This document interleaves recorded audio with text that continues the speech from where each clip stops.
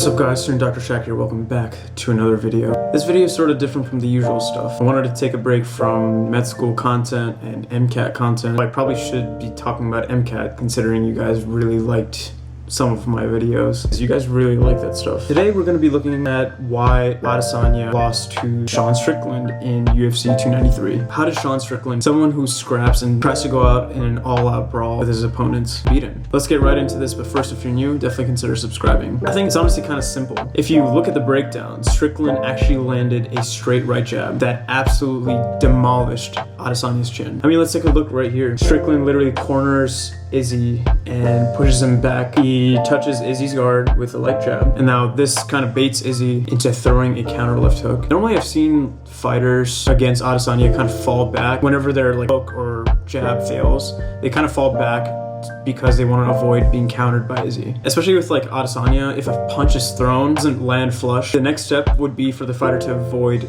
the counter punch. But honestly, Strickland didn't really care. He went forward and didn't back away, and more importantly, he closed that distance. Adesanya has long limbs. We're talking about a crazy reach that seems to put Strickland at a disadvantage. But I think Strickland took this weakness, he went far forward and kind of just passed that arc of motion that would normally be there in that left hook that Adesanya was trying to throw. Now, if you look at the anatomy of that counter punch, Adesanya's counter punch, so much rotation and torque that would have been lethal if it landed it for sure. Because of Izzy's reach, Strickland literally just missed Strickland because he was coming forward. And so that was the first reason why Strickland knocked him down. And the second reason was that because Strickland was coming forward, that extra bit of momentum dropped Izzy. And then he just started throwing a flurry of punches that definitely woke Izzy up, if not affected his health during the entire fight. Now, Strickland is by far the least flashy fighter I've ever seen among any of the other middleweights. Is it really true that styles make fights? In this case, not really. Sean was just being patient. He just wanted to look for that opening and do a straight jab. It's kind of crazy to think that Sean's reliance on the basics are what literally stopped the most elusive UFC fighter this weight class has ever seen. I'd say this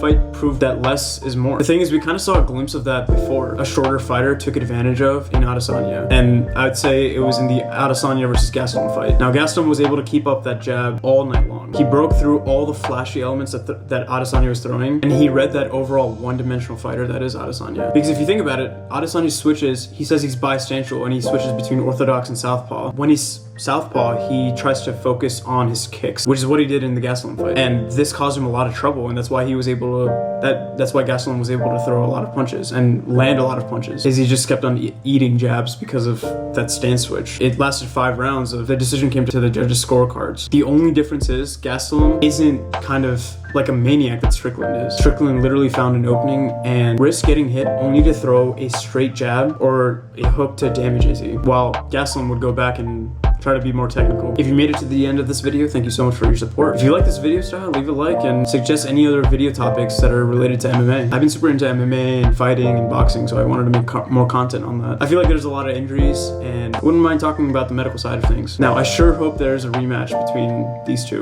Adesanya got humbled, so it'd be nice to see him come back and potentially fight for getting his belt again, even though he already got it for a second time against Pereira. But I guess we'll see. As always, I like keeping it real with you. Peace.